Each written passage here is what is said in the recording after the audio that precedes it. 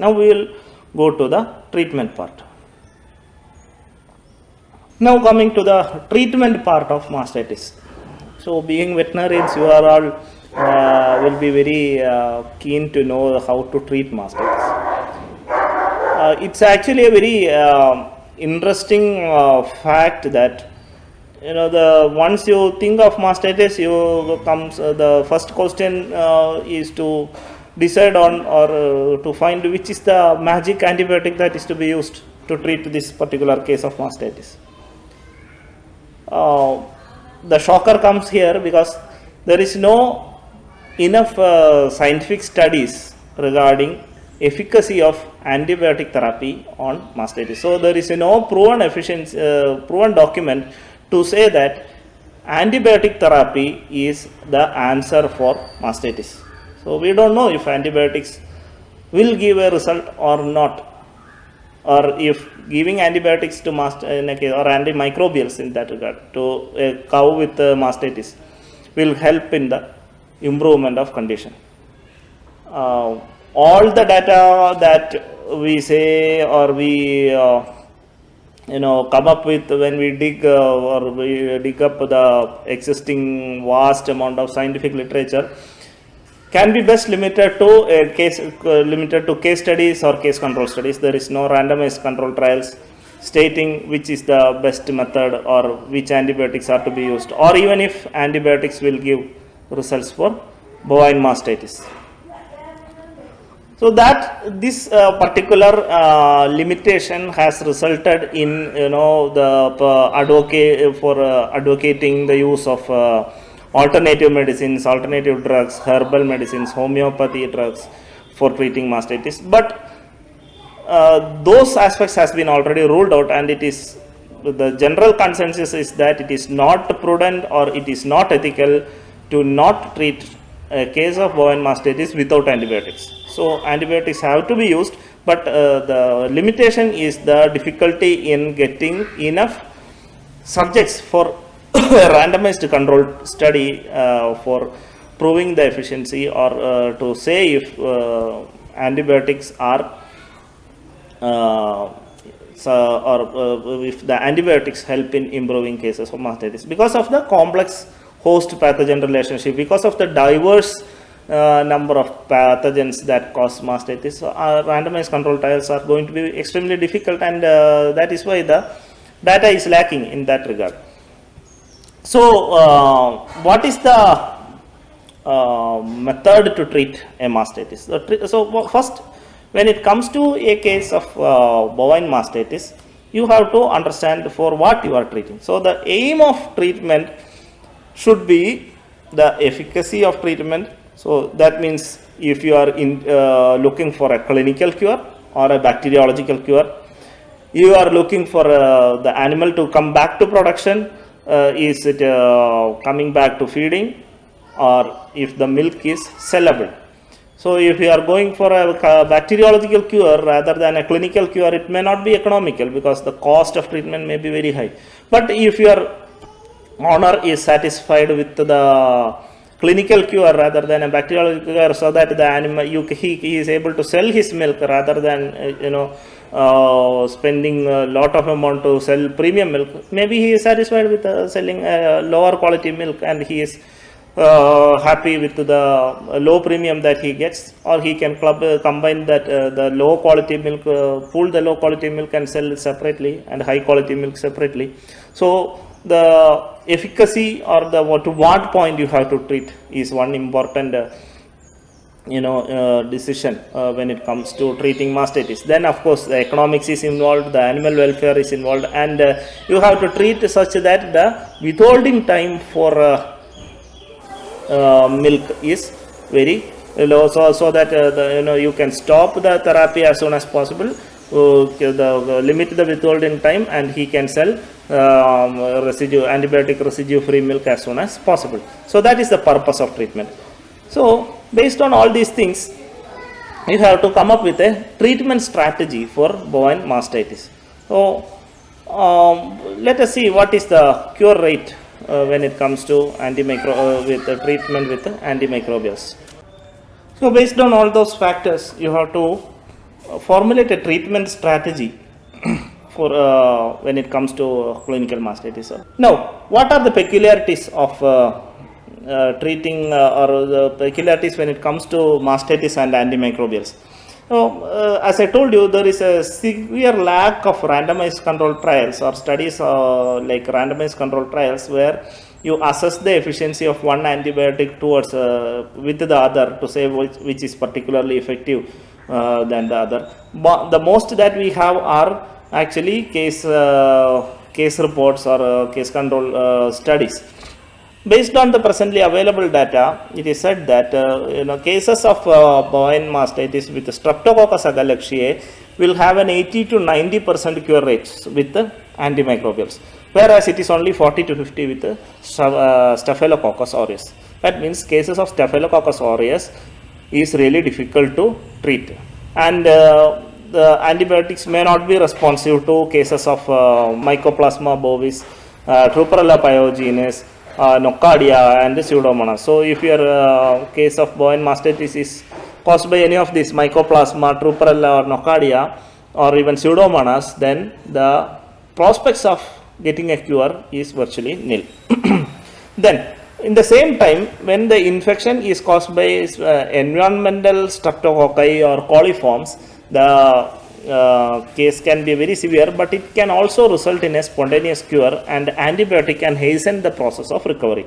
So antimicrobials are very much indicated when it comes to coliforms and environmental streptococci, and antibiotics can even give a good result when it comes to treatment with the Streptococcus agalactiae also, but you cannot expect a very encouraging result when it comes to Staphylococcus aureus or certain other organisms like Mycoplasma or Truparella or Pseudomonas. So that is the that actually necessitates the need for different strategies when it comes to the different pathogens involved in bovine mastitis. The only reliable scientific data that exists regarding the a positive result when you use an antimicrobial is the dry cow therapy, and it is proven that it is very scientific in controlling subclinical mastitis in dairy cows. So dry cow therapy is very important when it comes to control of subclinical mastitis in a dairy farm.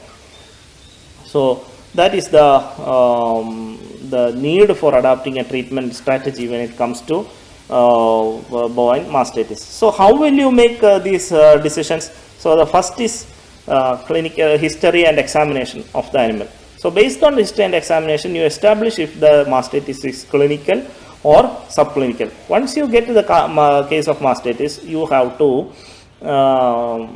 analyze if which compartment of the cow is affected. So in many cases it will be only the milk is affected, the udder may not be affected, or the udder parenchyma is not infected, so there won't be any so much of inflammations or inflammatory response in the udder, but there may be only clots or the quality of milk may be impaired.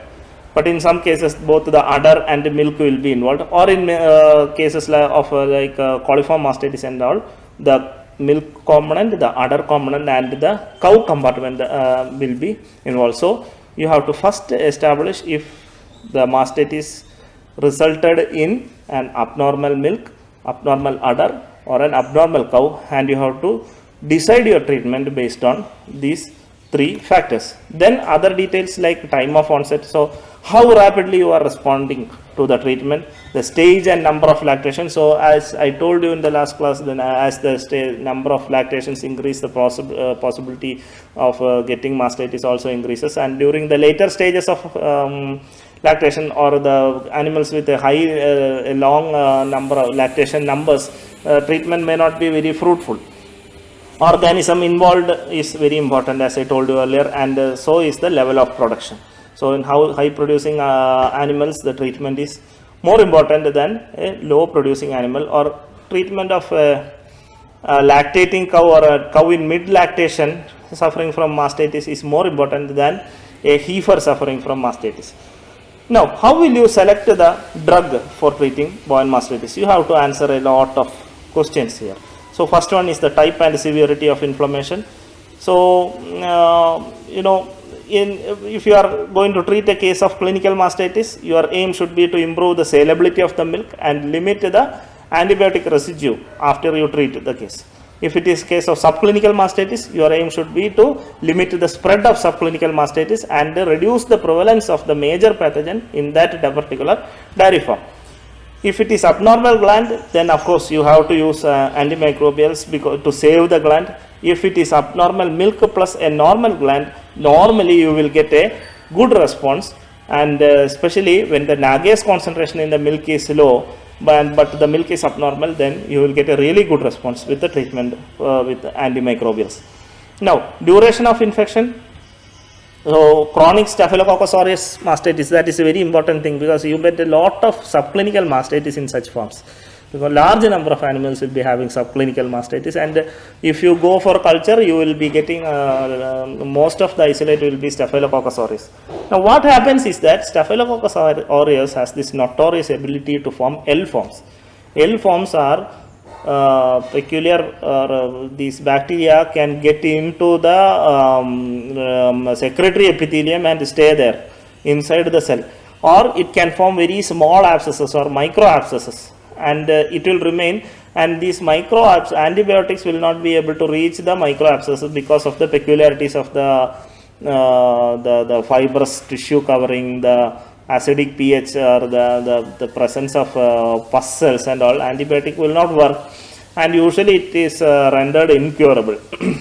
But with recent infections, that is why you have to regularly check for the presence of subclinical mastitis if you are a progressive dairy farmer. So recent infections you can get a very good cure rate, but if it goes chronic, it is going to remain in the udder, and that particular cow is going to infect all other cow also. So duration of infection is very important, and the type of pathogen is important. So as I told you earlier, Streptococcus agalactiae, it gives a very good bacteriological cure. It cures, the bacteriological cure itself is good when it comes to Streptococcus agalactiae. Staphylococcus aureus, it's difficult to cure, and coliforms has a variable cure rate, but occasionally you can see that there is a spontaneous cure also. Then stage of lactation, as I told you, is very important. So later stage of late lactation cases, it is not quite rewarding to treat. So if you get a case where a cow comes like in the 5th or 6th month of lactation, you attempt one treatment and it is better, it won't be rewarding, and better advice to dry off the animal, give a dry cow therapy, and the animal will come back to reasonably good lactation in the or milk yield in the next lactation. So stage of lactation is important. Then age and pregnancy is another important factor when you come to when you have to decide on what type of treatment has to be given. So younger the animal, you will get better treatment, treatment response, because as the animal grows older, there may be the micro abscesses will be there, more chronic infections will be there in the udder. So younger animal will give a better response, and it is more important to treat pregnant mid lactation cow than heifers. Why? Because pregnant mid lactation cows, there is a promise of production, whereas heifers and all, the treatment may not be worthwhile. So when it comes to a herd, you have to if you are going to treat a farm that is suffering from mastitis, I'm not talking about the individual cow holder, but when you are in a situation where you have to control or check the spread of mastitis in the farm, first you have to start with the treatment of existing cases. So you have to first you have to assess the herd status, and you have to keep that herd status in mind. Now you will get a clear picture not on the day of starting treatment, but only after you treat a number of cases. So what you have to do is that you have to keep a record of individual treatment. So from that you will be able to understand how cases occur in the farm, what is the nature of the organism that causes, or how the disease is spreading in the farm, and then decide based on the bulk tank somatic cell count. So you assess the somatic cell count, and then based on the somatic cell count and the knowledge of occurrence of mastitis in the farm, you can classify the the mastitis scenario into 3. So it can be low BTM-SCC with the sporadic environmental mastitis that happens in a very good farm. If your farm is very good, if your hygiene is very almost perfect, then the somatic cell count, bulk tank somatic cell count will be very low, and only because of the low somatic cell count, the contagious mastitis cases will be very less. So only sporadically you may get certain environmental mastitis, mostly because of streptococci and all. So such cases you have to treat at the cow level. So individual cases you can select and treat. Then if the somatic cell count is very high and contagious mastitis is very prevalent, that will be a usual situation when you are working here, and your aim should be to limit the spread of the infection. So treatment should be able your treatment should be to keep the numbers of subclinical or contagious mastitis at a limit and prevent the occurrence in newer animals that are brought in for milking. And based on all these factors, you have to establish a treatment philosophy. So what is the situation? What is your what should be your aim, or what should be your goal? So you have to set a goal, you have to establish a treatment philosophy, and you have to treat based on the objectives. So if you have a low prevalence of contagious mastitis, then your contagious mastitis prevalence of contagious mastitis is very low in your farm. There is more chance of occurrence of environmental mastitis, and in such cases you have to see if the milk returns to normal in 4 to 6 milking. Then you have to you can go for collect the milk of infected animals. Then when you get cows with abnormal cow and udder cases, so both the cow and the udder is abnormal, you have to treat immediately, because that is the more you are dealing with increased number of environmental pathogens. That means the condition can be very acute. So if both the cow compartment and the udder compartment are poor or are abnormal, then you have to go for immediate treatment. So that will include antimicrobials, ancillary treatment, and you start the antimicrobial and send for culture and sensitivity, and subsequent treatments should be based on the culture and sensitivity. Now if only the milk is abnormal, then what generally is done in a farm is that you milk out the animal frequently, you won't give antibiotics, you milk out frequently, you send the milk for culture and sensitivity, and based on the culture and sensitivity you can decide, because only the milk is affected, so you have time for treatment. Then thing is that, see, all this you can do, but only in a situation where all these facilities are readily available. So if your farm has in-house culture facilities and all, this can be done.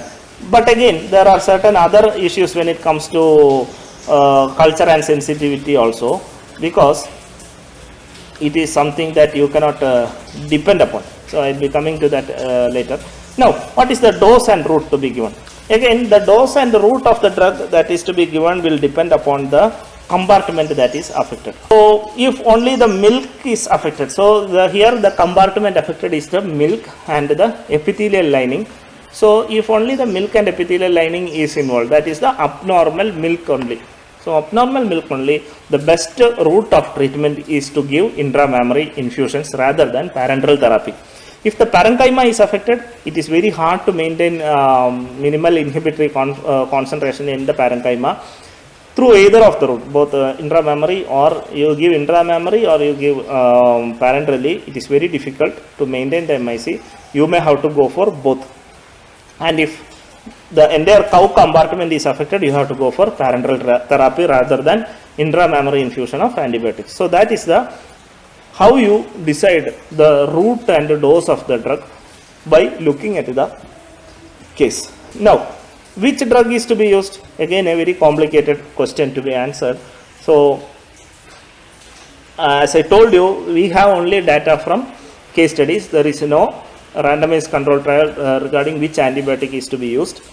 And another shocking thing that comes is that your culture and sensitivity result is not a reliable method to decide on which antibiotic is to be used.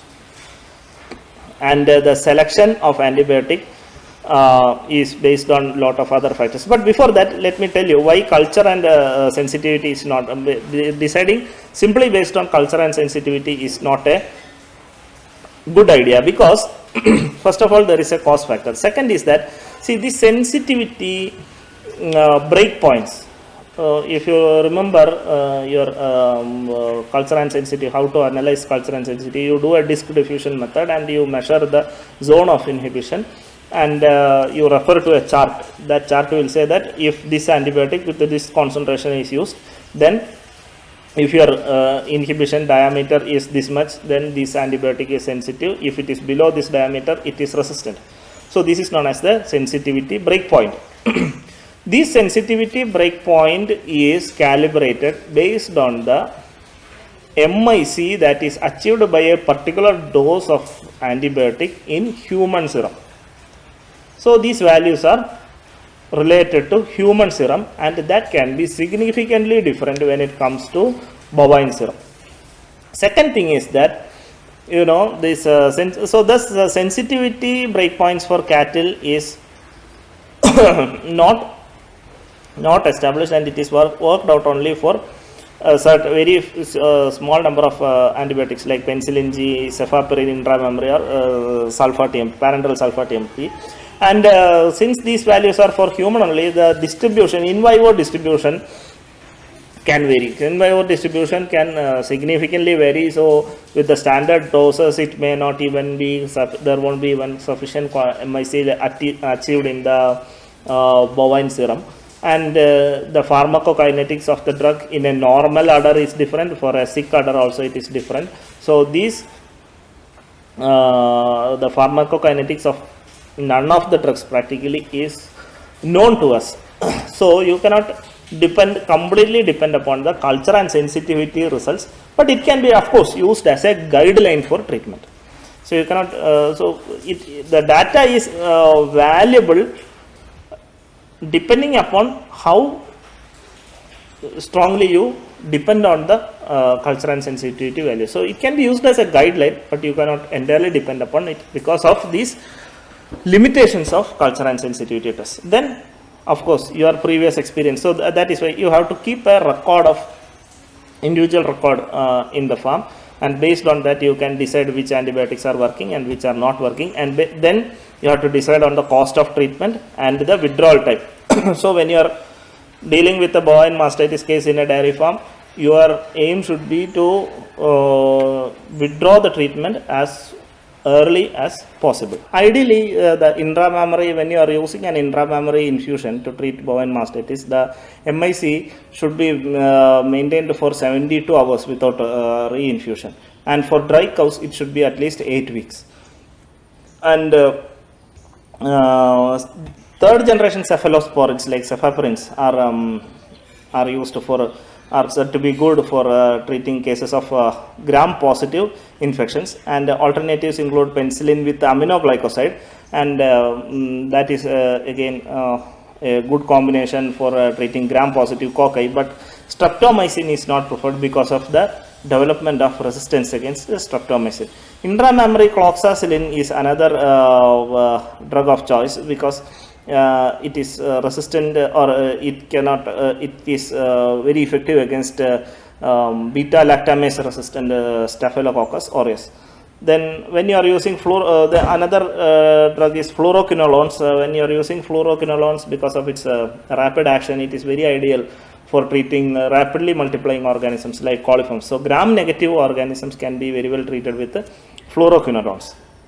Now intramammary drugs are again classified based on their diffusion. So certain drugs have a very good diffusion, so they are rapidly diffused into the udder. So that means the effect of the drug is very rapid, but the drug may not remain in the udder for a very long time. So examples are ampicillin, amoxicillin, erythromycin, tylosin, etc. Then there may be certain medium performance drugs like cloxacillin, penicillin G, and tetracyclines. Then drugs which have a very poor diffusion but they have a relatively longer half-life like neomycin.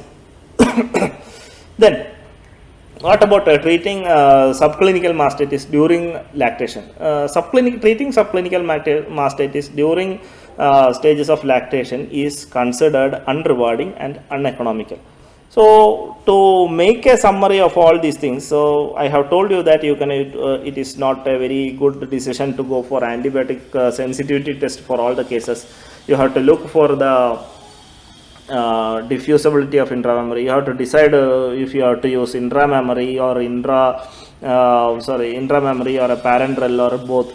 So there is a lot of things to be considered, and based on all these things, you have the essence of deciding what type or what route or how long you have to treat for a case of bovine mastitis will be essentially based on the bacteriological diagnosis, the assessment of causative, antimicrobial usage guidelines, and the initial treatment. Particularly you have to know the herd data, your personal experience count, and it is very good if you have a very on-farm culture result, which is, of course, I know it is rather impracticable in our scenario. So that is how you select a drug for treating mastitis. Now, once we have a selection, once we have made a decision regarding the selection of the drug, our next priority is to determine the dose and frequency of the drug. Now, this is decided based on many factors. We know that antimicrobials can be classified as either acting in a time dependent manner or a concentration dependent manner, and it is the dose and the timing is selected or is decided based on the time dependent or concentration dependent manner by which the antibiotic act.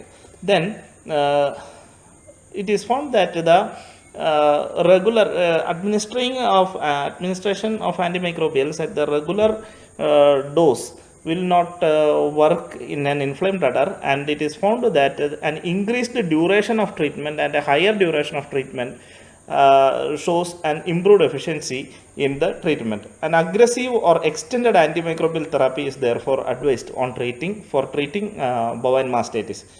The conventional 2 to 3 days of treatment is not done in case of mastitis, and it is found that better treatment or better results are obtained for treating for 5 to 8 days than comparing to 2 to 3 days. But this results in certain disadvantages from the farmer side, as the number of days under treatment increases and the withdrawal time also increases. That creates a certain amount of conflict between the farmer and the veterinarian. Then regarding intramammary therapy is considered to be more convenient and more efficient and better option when we are treating for gram-positive cocci. So these drugs are usually water-based, and the persistence of the drug in the udder depends upon the vehicle that is being used. Ideally, a bactericidal drug should be used than a bacteriostatic drug, because the neutrophil phagocytosis function is rather impaired in case of bovine mastitis. Then ideally the intramammary medicine should come in a delivering mechanism that has a very short cannula, because it can penetrate, it should only penetrate the sphincter and leaves the keratin plug intact. The selection is made based on the mechanism of action, diffusibility, and of course cost of treatment. How do you give an intramammary medicine? So the procedure is first to identify the cow, completely milk out the udder, clean and dry the teat, dip the teat in a germicidal solution, wipe it dry and with 70% ethanol, and prepare the udder. So preparation, while you are preparing the udder, prepare the far side, that is the side that is farther should be prepared first, and the near side in the end, and insert the cannula only the tip of the cannula should be inserted and the drug is infused. Finally, once you withdraw the cannula, you have to dip the udder again in a germicidal solution. So that is how you administer intramammary drug. Now coming to the parenteral therapy is given when either the udder is abnormal or the cow is abnormal. When the udder is abnormal, it is advisable to go for both parenteral and intramammary therapy. Whereas when the cow itself is abnormal, it is always good to go for parenteral therapy. Now the standard doses doses bring about only clinical cure. So you have to give a higher dose for like 3 to 5 days or preferably for 8 days. In case of acute or peracute mastitis, the treatment is given based on the etiology, and you will get the hints regarding the etiology based on the stage of lactation, season and management practice used, as you are now familiar with the basics of mastitis. Now both a broad spectrum parenteral like oxytetracycline or sulfa-trimethoprim oxytetracycline or sulfa-trimethoprim is given parenterally, and intramammary you give a beta-lactamase resistant cephalosporin like cefaclorin or ceftiofur or penicillin G combinations. Now ceftiofur, there is a very attractive proposition to use ceftiofur through the parenteral route while for treatment of mastitis, but this is not advised because the parenteral preparation is not effective of ceftiofur is not effective in an abnormal gland. So ceftiofur is not advised to be used parenterally, but if you get an intramammary preparation, then it is always good to use ceftiofur. So that is how you go for treating peracute mastitis. So you have to give both parenteral as well as intramammary. The parenteral should be broad spectrum. It can be static like oxytetracycline or sulfa-TMP, and intramammary you give a beta-lactamase resistant cephalosporin. Now for supportives you have to go for fluids, NSAIDs, and most important thing is to regularly strip the animal. So you should not allow milk to accumulate in the affected quarter. For treating subclinical mastitis, as I told you, it is not economical to treat during lactation. So you have time to treat. So identify the organism, and if it is Streptococcus agalactiae, it's well and good. It will you give a blitz therapy. So high dose short interval therapy will the organism will respond very well. For Staphylococcus aureus, the response is poor, and you will have to give both parenteral and intramammary therapy. Even with that, you can expect only about 40% cure rate. Control measures when these conditions happen is to give importance on post milking disinfection and a blanket dry cow therapy. We will deal about the control measures in detail later. Then when it comes to heifers, prepartum cloxacillin cefapurin is advised because it has a very good activity against coagulase negative Staphylococcus aureus. Now, so these are all these details were regarding the decisions regarding if an antibiotic or an antimicrobial is needed, and how to select the antimicrobial, and also how to dose the animal. When it comes to supportives, certain important supportives need to be given, especially when the cow is abnormal or the cow compartment is abnormal. So NSAIDs and fluids top the list. You can give meloxicam, ketoprofen, phenylbutazone or flunixin, but meloxicam at the standard dose rate of 0.1 mg per kg is actually one of the best option to treat. You can give ketoprofen. Phenylbutazone at about 4 gram of phenylbutazone plus sulfa-trimethoprim was found to be very effective in treatment of acute mastitis in the literature. Then you can give flunixin, but since flunixin is not released very well in milk, the effect of flunixin in an abnormal udder is questionable. So meloxicam and phenylbutazone top the list. Flunixin for abnormal udder is not advisable. Then regarding fluids, you have to give fluids when the cow is abnormal. So you can go for normal saline, and you have to give large volumes. One good method of giving fluid to a cow will be to give hypertonic saline, that is 7.5% saline at a dose of 4 to 5 mg per kg, ml per kg, and then leave the animal with a large quantity of water. Because of the hypertonicity of the saline, the animal will become thirsty and it will start drinking water. And it was found that the if we give the same volume of normal saline to a cow, if we compare the giving the normal the same volume of normal saline and this hypertonic saline followed by drinking water, it was found that hypertonic saline treatment gives a better renal perfusion, and thus it is better to counter toxemia in case of acute cases of mastitis. Adjunct therapies with interleukins like IL-2 with cephalosporin has been tried, ozone has been tried, and these two treatments were found to have a positive effect in treatment of cases of bovine mastitis. There are two more things when it comes to treatment of mastitis. One is dry cow therapy and the response to therapy. So what is dry cow therapy? Dry cow therapy is the treatment procedure wherein you infuse a long acting or infuse an intramammary preparation that remains in the udder, as I told you, for 6 to 8 weeks at least in the udder as soon as the cow goes dry. So as soon after the last milking, like 6 or 7 or 8 months of lactation, when the animal is pregnant, but the 8th month of lactation you stop milking the animal.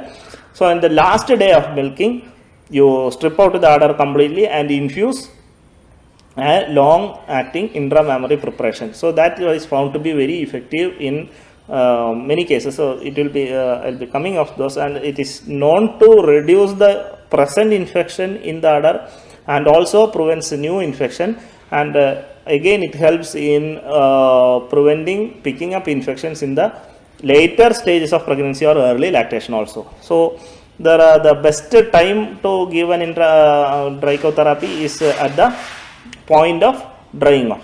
Then there are different type. You can do dry cow therapy in different ways. So one is blanket dry cow therapy, then there is selective. So in a blanket dry cow therapy, whenever you are drying off the animal, all animals irrespective of the history of infection, the cow is given a dry cow therapy and left to dry. Or in the case of selective dry cow therapy, you select which are the animals or which are the udders that are infected, and then you give injection. Advantages of dry cow therapy are that you have a very higher cure rate. The antibiotics retain in the udder for a longer time. Since you are not milking out or selling the milk, you can give a higher dose of antibiotics, then that will result in a lower incidence during the incidence of mastitis during the dry period. Then it will help in regeneration of the damaged udder tissue. Then clinical mastitis during stages of calving is reduced. There won't be any residues during milking in the later after the cow has calved. Then the drugs uses a higher dose antibiotics, and it will have a sustained release so that it can remain in the blood for like in the udder for 4 to 6 weeks. The main targets for doing dry cow therapy is, of course, against beta lactamase producing Staphylococcus aureus, which is very prevalent in cases of contagious mastitis in most of the dairy farms. Truparella can be controlled, then Streptococci. So the usual combination usually is it will contain any of these combination of antibiotics with fluoxacillin or cephalosporin is the best choice for dry cow therapy. Then prepartum heifers. So you can even in certain cases you give intramammary to prepartum heifers as a dry cow therapy. So you cannot call it as dry cow because it is a heifer. So like 10 to 12 weeks before calving, you infuse intramammary antibiotic. So that is a nutshell regarding dry cow therapy, which is as I told you, it is the only known scientific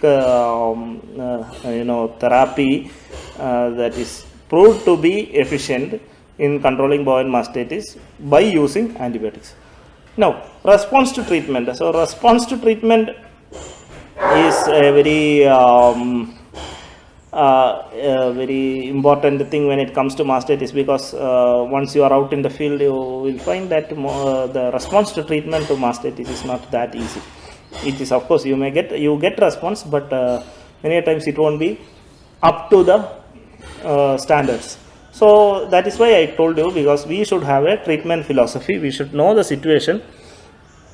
We should know the situation. We should know the herd data, or how the status, what is the status of the herd. Then only we can fix on priorities of what is to be treated, and slowly only we can progress towards an ideal cow where there is no intramammary infection in the whole herd. So herd, it can be a large farm, or your panchayat, or your locality also. So we don't have that much of organized dairy farms in our place. It's slowly coming up, but it's not as organized as one expects to be. So the herd can be the entire village that you are treating also. So treatment of bovine mastitis aims from the clinical cure will happen once the congestion in the udder is cured. So the mammary epithelial damage is reduced, and the animal will start, or the epithelium will start producing milk as normal as possible. And yield may not come back to normal, especially in coliforms and all. Yield may not come back to normal. So if it is not coming back to normal, you don't have to worry, because most cases the yield is restored to normal by the next lactation, and the result will depend upon the etiology, the speed at which the treatment is commenced. So you have to treat as soon as possible. And then there are many other factors, like the stage of lactation, the type of the organism that is involved, then the effectiveness of the antibiotic that is chosen, and many other factors are involved. Now, what are the criteria or factors that will result in a failure to response? The presence of microabscesses, especially in Staph aureus cases, there will be microabscesses that will remain unreachable for the antibiotics, whatever route you choose. It can be parenterally or intramammary infusions. Nothing will reach these microabscesses. Then the poor infusion of drug into the udder. Many of the drugs, we don't know the pharmacokinetics. So the infusion, if the infusion of drug is poor, then the response can also be poor. Then there can be, the drug can be inactivated by the presence of milk proteins. Then intracellular bacteria, the presence of L forms and all these will result in a poor or inefficient killing of the bacteria by the drug. Antimicrobial resistance, of course, but we cannot blanketly say that all the failure due to therapy is because of antimicrobial resistance. It could be because of these microabscesses, poor infusions, inactivation by milk proteins, many other forms. And of course there is L forms, or intracellular forms of bacteria, especially Staphylococci, which will remain inside the cell, so antibiotic will not reach these cells. So those are the responses, or those are the chances of a failure to response.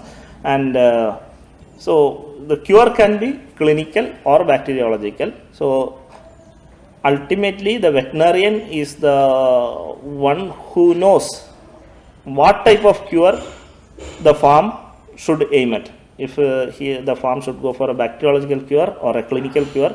So a lot of experience, a lot of knowledge regarding the status of the herd, status of the udder and all goes into before deciding a antibiotic. So it is not just a random decision of antibiotics, or many a times it is not the antibiotic chosen that counts, but rather the experience or the knowledge of the herd by the veterinarian that counts when it comes to treatment of bovine mastitis. And of course a prudent use of antibiotic and all-rounded hygiene practice and implementation of dry cow therapy, proper diagnosis, all these factors counts to a successful treatment of bovine mastitis.